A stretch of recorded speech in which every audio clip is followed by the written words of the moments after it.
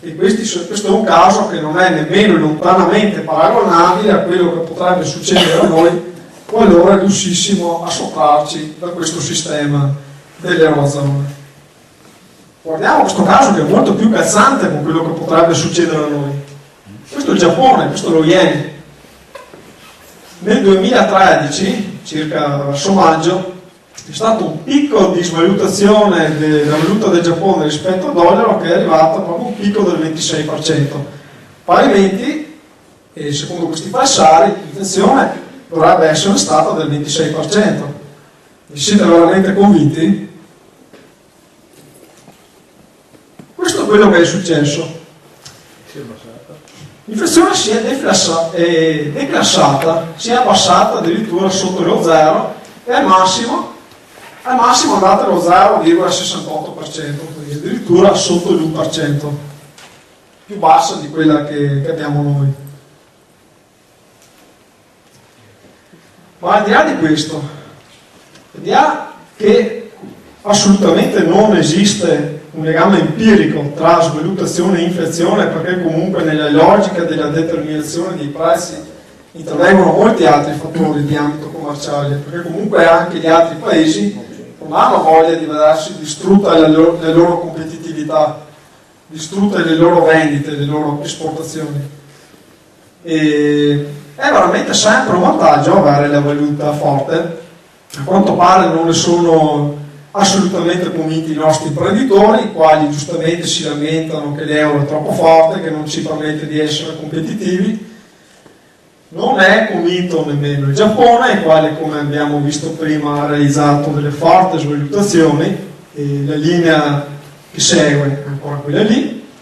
Non è convinta la Svizzera, la cui banca centrale si dichiara disposta ad acquisti limitati sul Forex, cioè sul mercato delle valute e di valuta estera, per evitare che il franco si apprezzi troppo. Pensate che a tutt'oggi il franco è ancora più forte rispetto all'euro. Non è convinto nemmeno il ministro delle finanze del Brasile, Mantega, il quale parla dichiaratamente di guerra delle valute e dice che noi non permetteremo alle svalutazioni in corso in Giappone, così come in America, così come in Gran Bretagna, di distruggere la competitività delle nostre imprese. Quindi assolutamente una valuta troppo forte, che si apprezzi troppo, non è la salvezza, non è una cosa da perseguire con tutti i mezzi. Noi abbiamo una valuta che è sopravvalutata rispetto al dollaro e non ci risulta che l'Italia, senza che noi lo sappiamo, sia più ricca degli Stati Uniti d'America. Anzi, siamo sempre più poveri. Ma al di là di questo è già successa una svalutazione addirittura del 30% della lira. È successa quando noi uscimmo dall'OSME, che era un altro sistema criminoso, padre dell'Eurozona, che legava la nostra valuta a un paniere di valute che includeva tutte le altre valute europee. Nel 1990 questo tasso di fluttuazione del 6% che era fu abbassato ulteriormente al 2%, e con delle forti speculazioni in corso l'Italia fu costretta ad uscire da questo sistema perché non riusciva più a rimanere all'interno di questo range, e ci fu una svalutazione del 25 al 30%. Monti, in quell'epoca diceva che il professor Mario Monti, che con una svalutazione di questo valore ci sarebbe stata una pari inflazione. Assolutamente non vero, perché come esattamente avete visto nel caso del Giappone, ci fu bensì una deflazione, pensate, dello 0,4%, quindi addirittura un abbassamento dell'inflazione.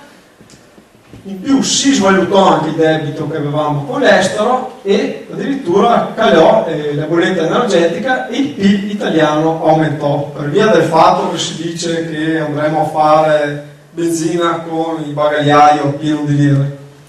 Assolutamente non vero, anche perché la svalutazione è un fenomeno che grava molto di più a favore dei debitori che non dei creditori. Negli anni 70, con le forti inflazioni che avevamo, ci fu una forte svalutazione della lira, e questo però fece sì che le famiglie riuscivano a ripagare con estrema facilità i mutui, i prestiti, i contratti per acquisto di case molto anni prima, perché con l'alta inflazione c'era la svalutazione della valuta, in più c'era il meccanismo della scala mobile che consentiva di tenere a pari passo sempre i salari, quindi ciò consentiva di ripagare questi prestiti con estrema facilità. E un altro mito che quotidianamente, forse anche ogni ora addirittura della giornata, se ascoltiamo qualsiasi canale televisivo, qualsiasi canale radio, ci viene propinato, quello dell'Italia spendacciona. Assolutamente non vero, perché questo grafico deriva dalla Ragioneria Generale dello Stato. Vediamo come dal 1960 verso quasi la fine degli anni 80 l'Italia assolutamente non era uno Stato spendaccione, non spendeva di più delle medie europee. La media europea è questa linea qui viola sopra, noi eravamo sotto la media europea. Dopo il 1990 siamo andati leggermente sopra la media europea, però solo leggermente sopra, quando tutti questi falsari che sentiamo quotidianamente per televisione, cosa ci dicono? Che noi eravamo qui, tutti gli altri erano qua. Assolutamente non vero, questo non era un paese che spendeva troppo. Diciamo che spendeva male. E poi discutiamo anche quello. E guardiamo anche questo grafico qui. Questo è il grafico che descrive la spesa primaria dell'Italia. La spesa primaria cos'è? Tutta la spesa di uno Stato, esclusa la spesa per interessi sui titoli di debito pubblico. Noi eravamo qui, la Germania era qui e la Francia era qui, quindi assolutamente questo non è uno Stato che stava spendendo troppo. La Germania, per via del fatto che spendevamo male, la Germania in quegli anni era terrorizzata da noi.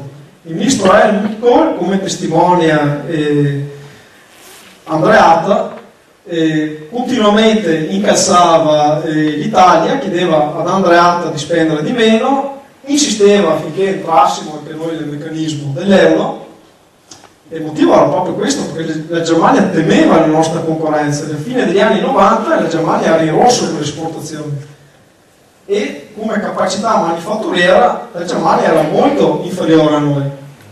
E questo è quello che hanno fatto quando a noi venivano a dirci di spendere poco. Questo è quello che hanno fatto prima di entrare nell'euro. Hanno completamente ristrutturato le loro capacità produttive in modo da presentarsi all'ingresso nella moneta unica con delle industrie completamente ristrutturate, rimesse lucido, e quella rivalutazione che c'è stata della nostra valuta, il cambio che c'è stato con l'euro, questo ha completamente affossato il nostro settore manifatturiero e le nostre esportazioni, come vedremo fra un po'. Questa è la spesa, queste sono altre due voci più specifiche.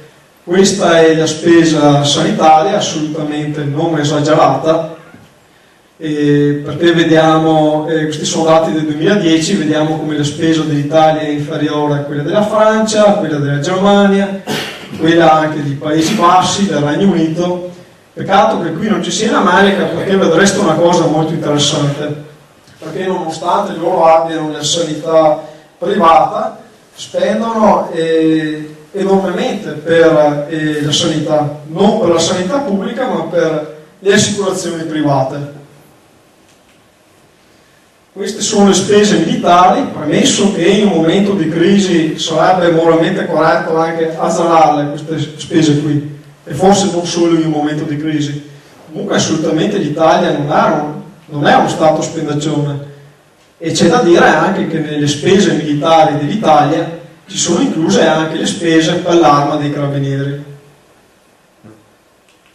Questo dato si è ulteriormente abbassato, è andato sotto 30 miliardi di euro nel 2012. Questo non è un paese che non ha i conti a posto, perché nel 1990 l'Italia andò in avanzo primario. Cosa significa questo? Che la differenza tra tutto quello che l'Italia spendeva per noi nell'arco di un anno, quello che ci raccoglieva, escluse sempre le spese per interessi sui titoli di debito, determinava un avanzo da parte del governo.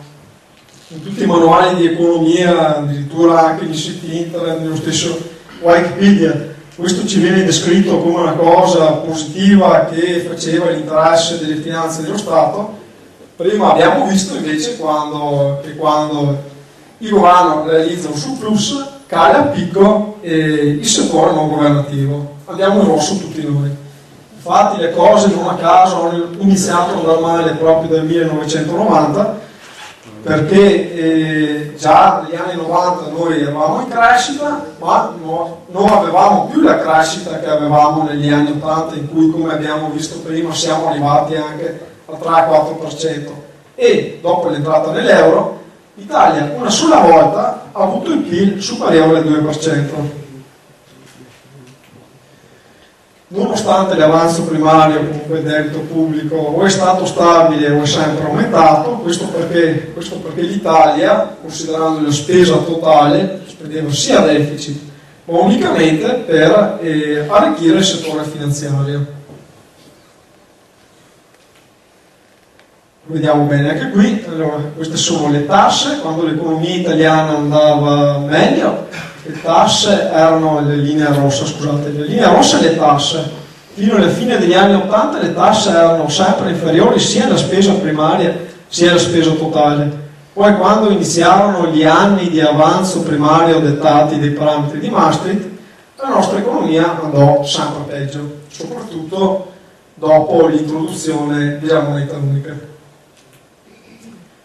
E questa è un'altra cosa, qui vediamo continuamente si sente dire per televisione la casta, i nostri politici che sono degli spreconi, se noi recuperiamo questi soldi vedrete che crescita che ci sarà. Assolutamente da condannare gli sprechi della politica, è vero che l'Italia comunque spende male da questo punto di vista i suoi soldi, ne spende molti troppi per la politica, ma dal punto di vista macroeconomico aggregato, guardiamo insieme qual è la realtà anche in questo caso.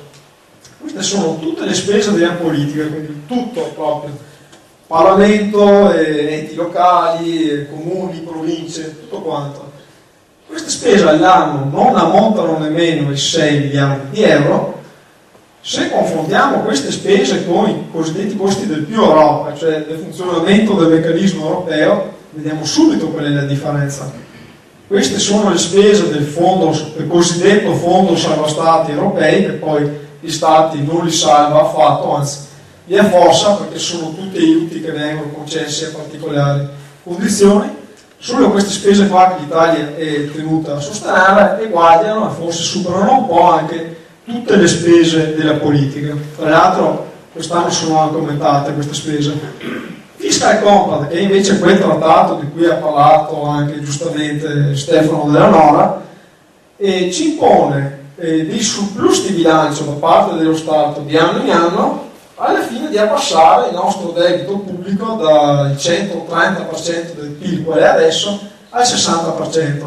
Questo, come abbiamo visto prima, comporterà un calo della nostra ricchezza finanziaria al netto di elevatissime quantità, perché qua si parla di cifre che possono arrivare fino a 1.300, 1.500, forse anche 1.600 miliardi di euro che spariranno dalle nostre tasche nell'arco di 20 anni, alla fine di rispettare questo trattato.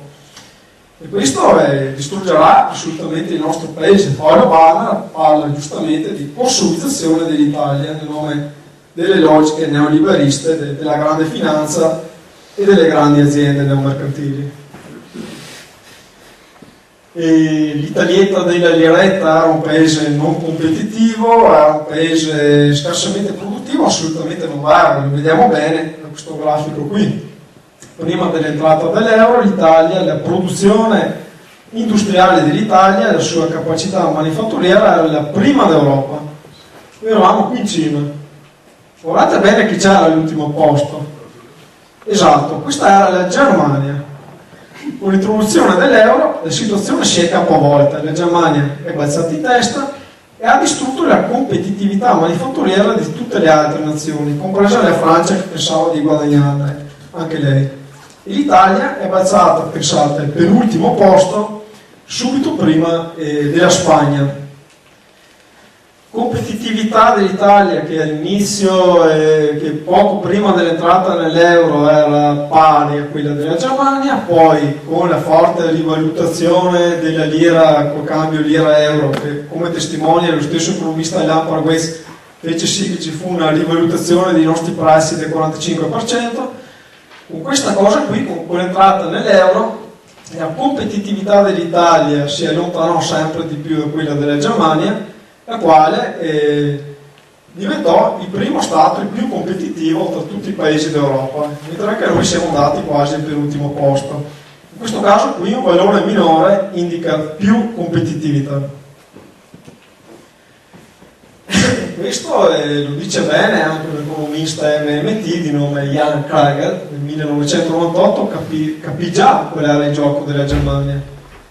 Cosa dice Jan Krager? Se la Germania continuerà a attuare queste politiche di abbassamento dei salari, che poi furono portate avanti con Peter Hartz, il quale le accentuò ancora di più, se la Germania in una condizione di moneta unica continuerà a fare questo, gli altri paesi non avranno più la loro moneta, non potranno più svalutare per essere più competitivi, dovranno necessariamente anche loro abbattere il reddito dei lavoratori per poter essere competitivi, e ciò causerà una situazione di deflazione, quindi di povertà interna, di bassi consumi interni, che è quello che è il motivo per cui oggi l'Eurozona non riesce a crescere, con percentuali di crescita annua che sono solo leggermente superiori allo 0% e trainate soprattutto dalla Germania per via della sua forte competitività, con la quale ha distrutto le economie soprattutto del sud Europa. Lo vediamo bene anche da questa serie di grafici che illustra le partite correnti, ossia bilancio import-export della Germania confrontato col bilancio import-export di tutti i paesi cosiddetti PIGS d'Europa, ossia Portogallo, Irlanda, Italia, Grecia e Spagna. PIGS in inglese significa maiali, è così che ci chiamano i tedeschi. Nel 1996 la bilancia commerciale dell'Italia era inattiva, pensate, eravamo il secondo paese d'Europa. Guardate bene chi c'era qui sott'acqua. La Germania. Guardate bene la situazione a 9-10 anni quasi dall'ingresso nella moneta unica. Germania qui, sott'acqua ci sono tutti gli altri. Grande competitività della Germania che esporta nei paesi PIGS d'Europa, i quali con i loro deficit, nonostante il deficit nostro venga criminalizzato, arricchiscono di fatto la Germania, perché come abbiamo visto prima, se c'è un soggetto in deficit, ossia che spende di più di quello che incassa, ci sarà necessariamente un altro soggetto in surplus che incassa di più di quello che spende. In questo caso è la Germania. La crisi ha comportato anche una forte sperequazione della ricchezza, in quanto si è arricchito quasi esclusivamente il settore delle grandi aziende neomercantili e della finanza, e lo vediamo bene da questo grafico. L'indice dell'economista italiano Gini misura appunto la distribuzione dei redditi. Quindi vediamo bene che quando l'economia va male i redditi sono meglio distribuiti. Quando l'economia va bene, i redditi sono più uniformemente distribuiti. Quando l'economia va male, dopo la crisi del 2007, i redditi tendono a essere polarizzati, quindi a concentrarsi nelle mani di poche persone. Questo è un articolo di Repubblica e Finanza che Paolo Barnard fa spesso vedere durante i suoi incontri e che è molto importante da rimarcare, molto importante da evidenziare quello che c'è scritto qui. Standard & Poor's, che è quell'agenzia di rating che oggi ci declassa, cosa diceva di noi a metà degli anni 90? Ci apprezzava, pensate, come una delle economie leader dell'Unione Europea. Prima l'abbiamo visto, avevamo bilancia commerciale in attivo, avevamo capacità manifatturiera superiore a quella di tutte le altre economie europee, e per questo ci apprezzava. negli anni 90 avevamo dei parametri peggiori rispetto a quelli che abbiamo adesso, cosiddetto stato virtuoso all'incirca dell'Eurozona. Avevamo un'inflazione che era del 5,8%, adesso è dell'1,1%, quindi abbiamo un'inflazione molto migliore adesso rispetto a quella che avevamo allora. Avevamo allora una spesa deficit che era del bel 9,4%, adesso è del 3,3% e la dovremo ancora di più abbassare per entrare nel fantomatico parametro del 3% che dobbiamo rispettare in base ai patti che abbiamo con l'Europa.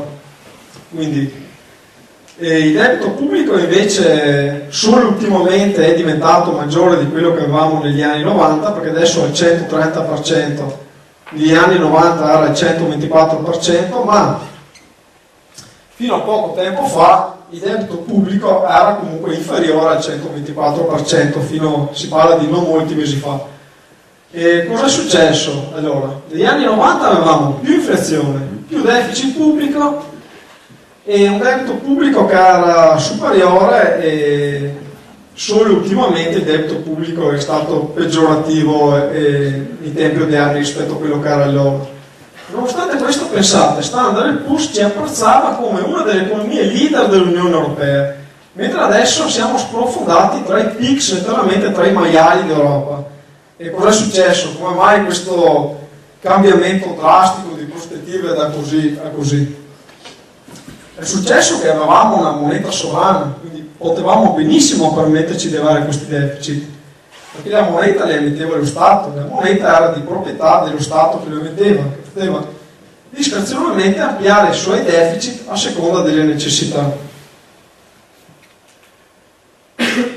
Ultimo falso mito è quello delle privatizzazioni.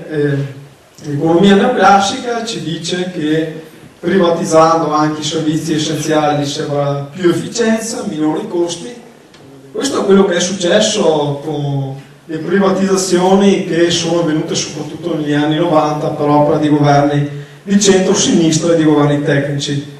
Questo è l'anno delle privatizzazioni di servizi essenziali e questa è la variazione percentuale dei prezzi dall'anno in cui sono iniziate, dall'anno in cui sono state fatte le privatizzazioni. Guardate bene, in certi casi si arriva anche sopra il 100% di aumento di prezzi. Gli unici settori in cui c'è stata una diminuzione di prezzi sono stati i prodotti farmaceutici e i servizi telefonici, e se consideriamo anche l'andamento rispetto all'inflazione anche l'energia elettrica. Questo perché questa diminuzione di prezzi però è avvenuta a fronte anche di mancati nuovi investimenti in infrastruttura, di forti licenziamenti e, per quanto riguarda la sanità, dell'aumento dei ticket e di numerosi farmaci non più mutuati dal servizio sanitario statale.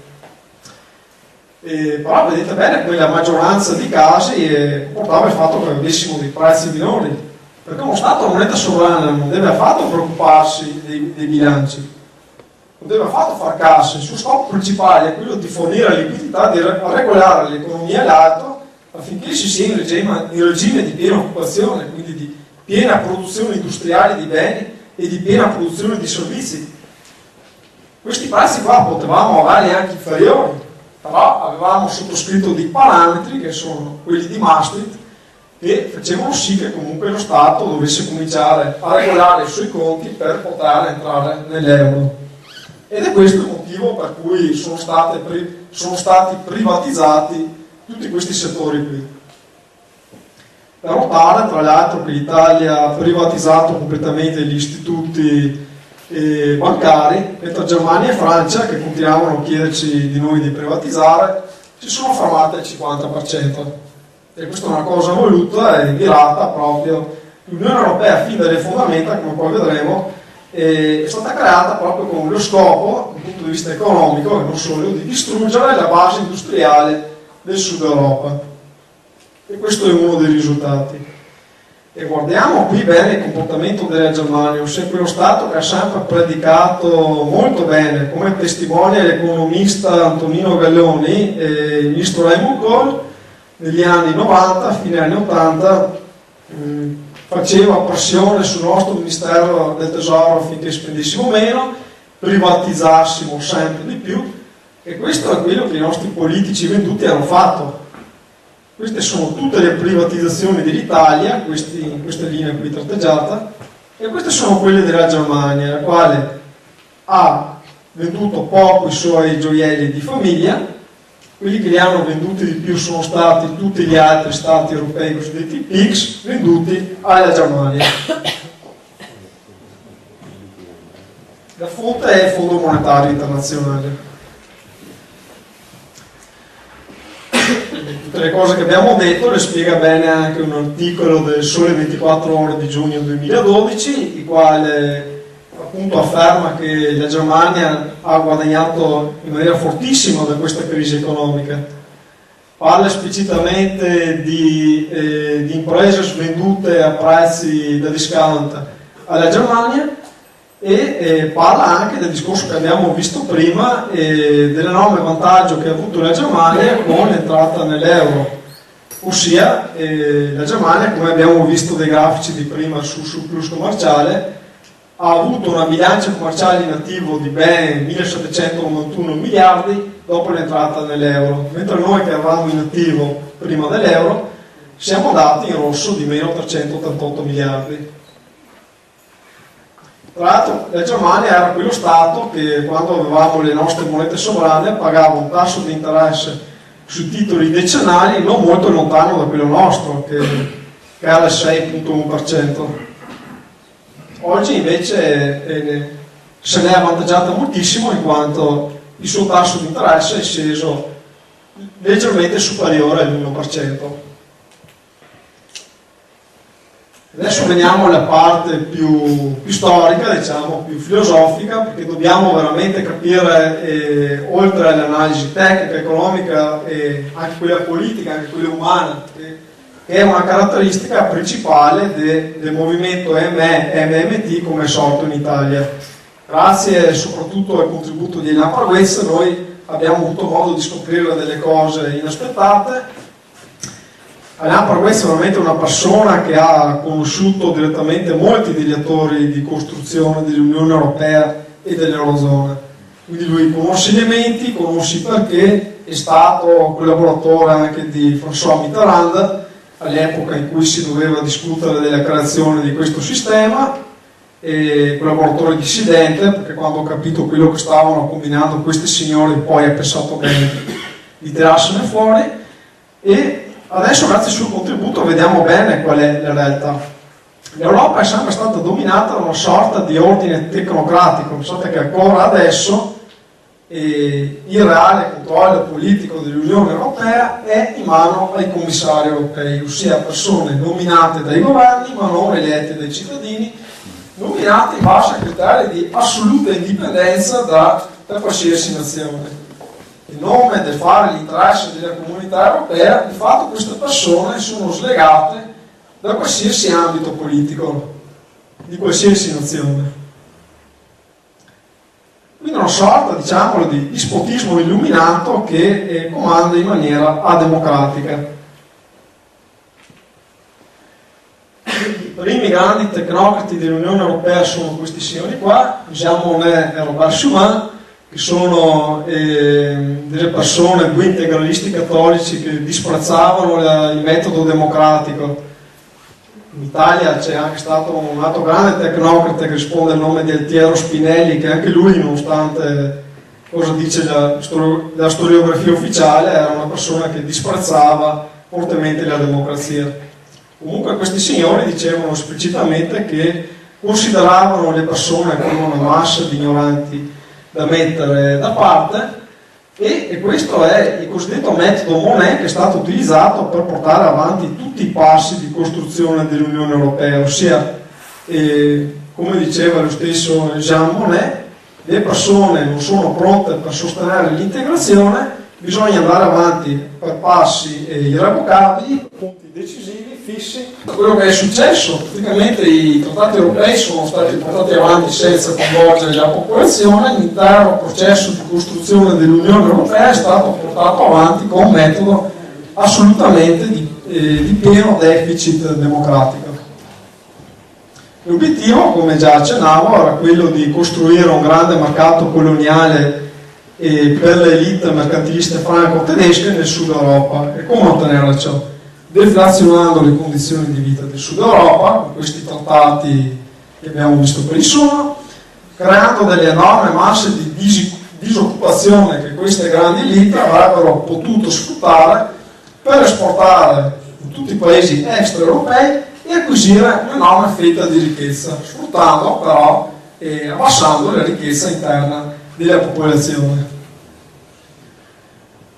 Pascal Lamy è un tecnocrate europeo, collaboratore di Jacques Delors, che è stato il commissario europeo che ha portato alla costruzione del sistema attuale dell'Eurozona. Diceva proprio che questo era il metodo di Monnet: proseguire per passi limitati, decisivi e irrevocabili. Mario Draghi, quando oggi ci dice che l'euro è irreversibile, ci sta dicendo proprio questa cosa qua. Il metodo Monnet non è un'invenzione nostra, non è una teoria, è chiaramente descritto nei documenti ufficiali dell'Unione Europea.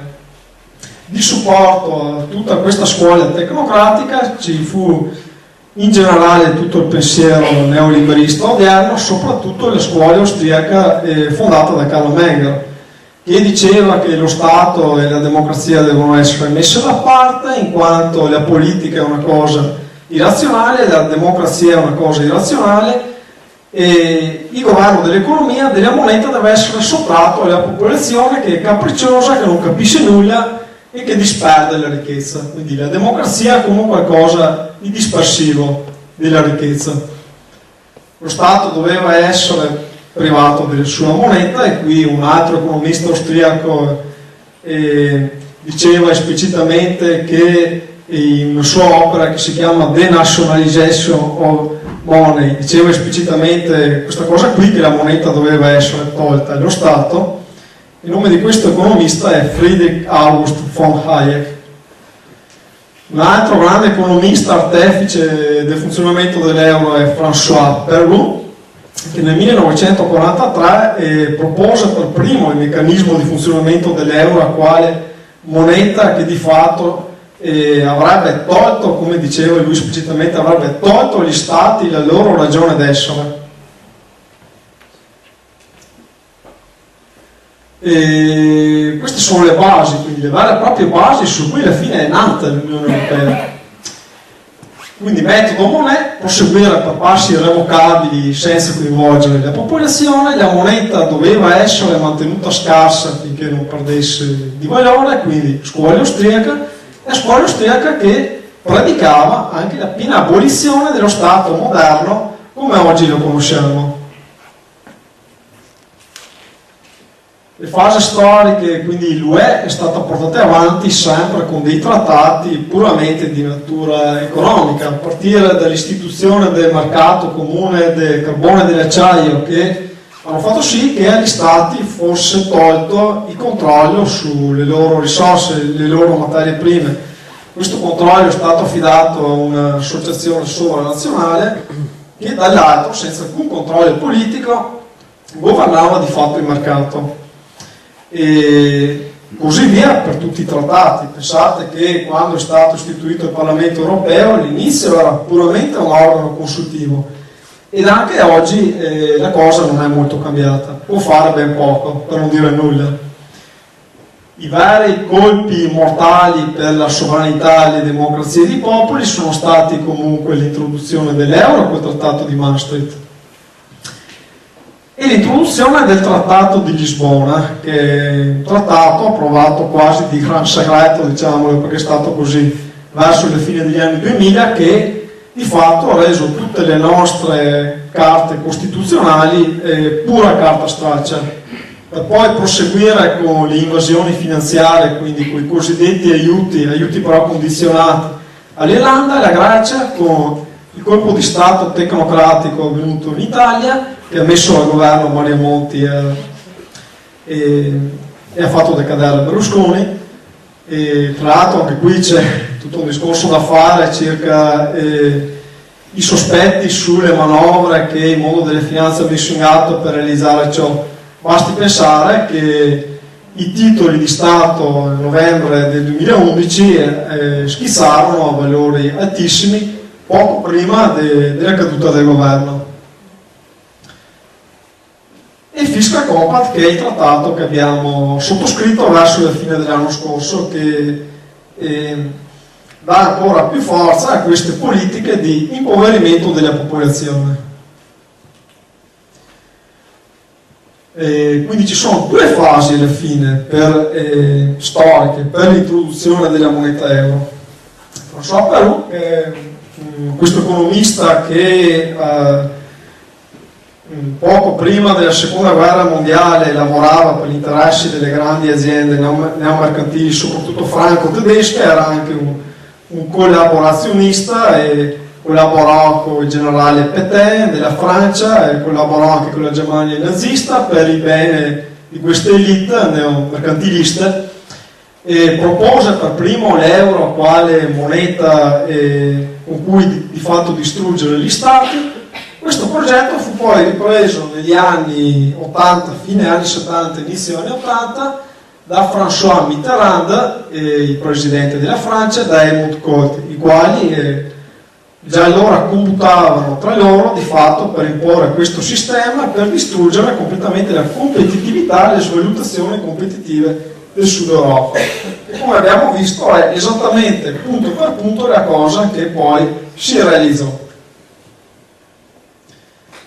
E adesso vediamo un video di Alain Parvessa, che come vi dicevo queste persone le conosce bene. Per fare un esempio ho conosciuto direttamente anche Friedrich August von Hayek, l'economista austriaco di cui discutevamo prima, e sentiamo bene cosa dice riguardo a cosa veramente passa nella testa di queste persone che ci hanno imposto questi veri e propri crimini sociali.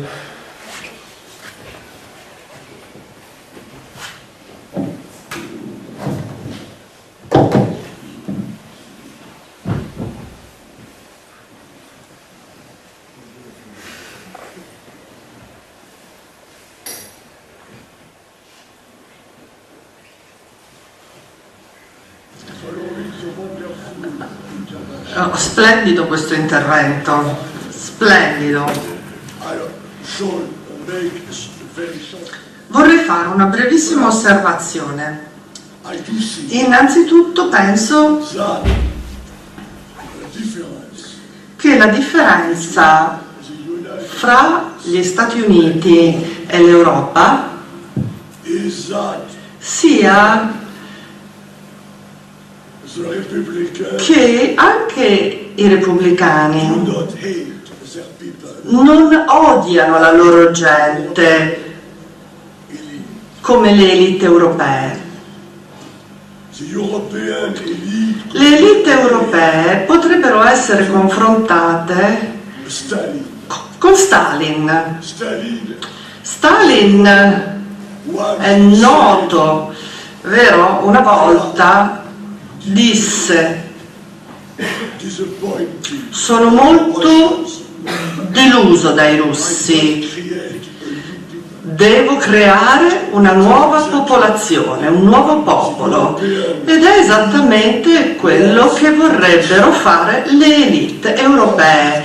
Vogliono liberarsi delle popolazioni esistenti e creare un nuovo popolo.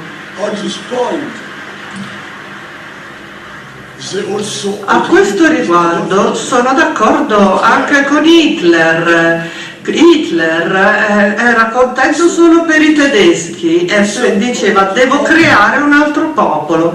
E a un certo punto ho avuto una discussione con alcuni di voi e mi rendo conto che è inutile cercare di convincere i politici, i tecnocrati al potere. Sono dei fanatici, dei corrotti, orribili persone, odiose. Per cui quello che dobbiamo fare è lottare e ribellarci.